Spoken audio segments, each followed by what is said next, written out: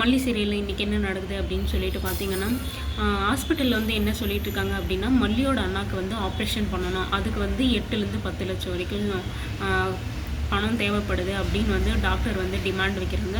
இந்த டிமாண்டை கேட்டதுமே வந்து மல்லிக்கும் சரி, விஜய்க்கும் சரி ஒரே ஒரு ஆச்சரியம், ஒரு ஷாக்கிங் நியூஸ் கேட்ட மாதிரி இருக்குது. ஏன்னா வந்து அவ்வளோ பெரிய அமௌண்ட்டு வந்து ரெடி பண்ணுறது கஷ்டம். ஏதோ 1 லேக் 2 லேக் 3 லேக் அப்படின்னா வந்து யாருக்கிட்டையும் வந்து கடனாக கூட வாங்கி கட்டிக்கலாம் இப்போதைக்கு அப்படின்னு சொல்லிட்டு ஒரு ஐடியாவில் தான் மல்லியை வந்து ரெடி பண்ணிடலாம் அப்படின்ற முடிவில் இருந்தாங்க. ஆனால் இப்போ 8 லட்சம் 9 லட்சம் 10 லட்சம்னா அவ்வளோ பெரிய அமௌண்ட்டுக்கு நம்ம யாரை போய் கேட்குறது? அவ்வளோ பெரிய அமௌண்ட்டு யார் நமக்கு சடனாக தருவாங்க அப்படின்ற யோசனை எல்லாம் இருக்கிறப்போ விஜய் வந்து நான் பார்த்துக்கிறேன், நான் எப்படியாவது ரெடி பண்ணுறேன் அப்படின்னு சொல்லிட்டு போய் கிளம்புறாரு. விஜய் இப்படி இவ்வளோ தைரியமாக பேசிட்டு போகிறாரு. ஒரு வேளை வந்து கதிரேசன்கிட்டயே ஹெல்ப் கேட்பாரோ இல்லை வந்து வேலை செய்கிற இடத்துல வந்து கேட்பாரா அப்படின்னு சொல்லிட்டு பார்த்தா நேராக வந்து ராஜேஸ்வரி கிட்டே போகிறாங்க. ராஜேஸ்வரி கிட்டே போனதுமே ராஜேஸ்வரி வந்து என்ன விஜய் திடீர்னு அக்கா மேலே பாசம் வந்துருச்சு, அக்காவெல்லாம் பார்க்குறதுக்கு வந்திருக்கே அப்படின்னு சொல்லிட்டு ராஜேஸ்வரி எப்பயும் போல் நக்கலாக பேச ஆரம்பிச்சிட்டா. விஜய் வந்து தேவையில்லாமல் எதுவும் பேசாத, எனக்கு ஒரு ஹெல்ப் வேணும் உங்ககிட்ட அப்படின்னு சொல்லி தான் வந்திருக்கேன். எனக்கு ஒரு 10 லட்சம் வேணும், மல்லியோட அண்ணாக்கு மெடிக்கல் எமர்ஜென்சியாக மல்லியோட அண்ணாக்கு அப்படின்னு சொல்ல வர்றதுக்குள்ளே ராஜேஸ்வரி இருந்துட்டு மல்லி செத்துட்டாளா, மல்லி இந்த உலகத்தை விட்டே போயிட்டாளா, இல்லை மல்லிக்கு ஏதாவது ஆயிடுச்சா, அவள் போனால் தான் உன் லைஃப் நல்லாயிருக்கும், அப்போ தான் நீப்பா என்கிட்டக்கு வருவேன், என்ன புரிஞ்சுப்ப அப்படின்னு சொல்லிட்டு வந்து மல்லியை வந்து இப்படி குறைச்சி இடம் பேசிட்டு மல்லிக்கு வந்து ஏதோ ஆயிடுச்சுன்னு நக்கலாக வந்து ராஜேஸ்வரி பேசிகிட்டு இருக்காங்க. இதை கேட்ட விஜய் வந்து தேவையில்லாமல் யோசிக்காத, அப்படி ஒரு நிலமை வராது, அப்படி ஒரு நிலமை வந்தாலுமே மல்லியை எப்படி காப்பாற்றிக்கணும், மல்லியை எப்படி என் கூட வச்சுக்கணும் அப்படின்ற விஷயம் எனக்கு தெரியும். இப்போ நான் உங்ககிட்ட வந்திருக்கான விஷயம் வந்து எனக்கு இந்த அமௌண்ட்டு வேணும், மல்லியோட அண்ணாக்கு வந்து மெடிக்கல் எமர்ஜென்சி அப்படின்னு வந்து சொல்லி கேட்டுட்ருக்காங்க. ராஜேஸ்வரி போய் ஹெல்ப் பண்ணுறவாள், அவள் எப்படியோ பெரிய ஆள், எவ்வளோ பெரிய ஆள். அதாவது வந்து ராஜேஸ்வரி சொல்ல வர்றது நான் உனக்கு நான் செய்வேன், ஆனால் அந்த மல்லியை சார்ந்தவங்களுக்கு யாருக்குமே நான் செய்ய மாட்டேன் அப்படின்னு வந்து மல்லியை வந்து டிமாண்ட் பண்ணி சொல்லிகிட்டு இருக்கா.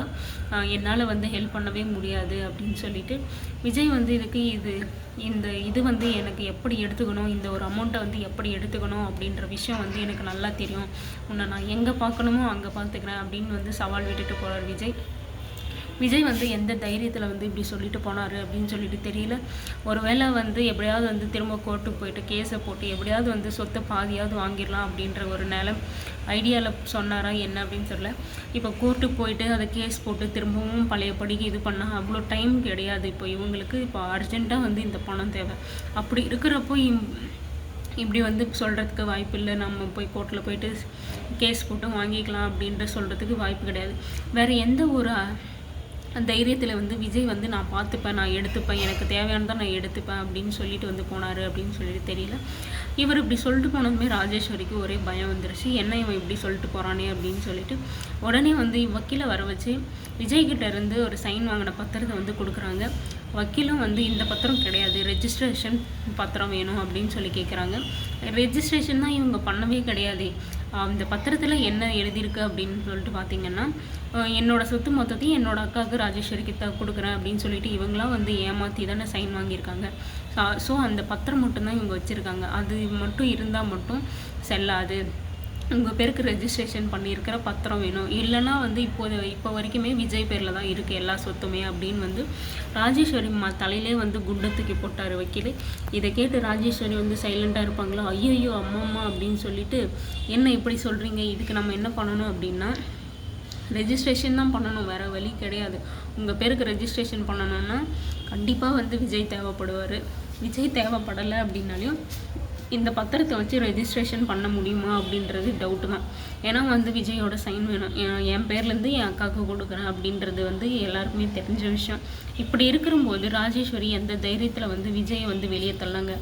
அது மட்டும் இல்லாமல் இவ்வளோ பெரிய விஷயம் இருக்குது, இந்த விஷயம் கூட தெரியாமல் வந்து விஜய் இருக்காரு அப்படின்றது தான் வந்து ஒரு என்ன இப்படி இவ்வளோ சந்தேகமாக இருக்குது. ஏன்னா வந்து இவங்க மாற்றிருப்பாங்க அப்படின்ற தைரியத்தில் வந்து விஜய் இருந்தாரா என்ன அப்படின்னு சொல்லிட்டு தெரியல. இப்போ இந்த விஷயம் வந்து கூடிய சீக்கிரம் வந்து விஜய்க்கு தெரியணும். விஜய் தெரிஞ்சால் வந்து வேறு ஒன்றுமே பண்ண முடியாமல் ராஜேஸ்வரி வந்து நிற்பாங்க. எப்படி விஜயை வந்து வெளியே தள்ளி அனுப்பிச்சி விட்டாங்களோ இப்போ அதே மாதிரி வந்து ராஜேஸ்வரி கழுத்தை பிடிச்சி வெளியே தள்ளுறதுக்கான எல்லா வாய்ப்புமே விஜய்க்கு இருக்குது. விஜய் வந்து அப்படி பண்ணலைனாலுமே அப்படி ஒரு அசிங்கமாவது அவளுக்கு கொடுத்துட்டு இந்த வீட்டை விட்டு வெளியே அனுப்பணும் அப்படின்றது தான் வந்து நம்மளோட ஆசையெல்லாம். விஜய்க்கு வந்து சீக்கிரமாக வந்து சொத்து எல்லாம் என் பேரில் தான் இருக்குது, ராஜேஸ்வரிக்கு பேருக்கு போகல அப்படின்ற விஷயம் வந்து விஜய்க்கு எப்படியாவது கூடிய சீக்கிரம் தெரிஞ்சிரும்னு நினைக்கிறேன்.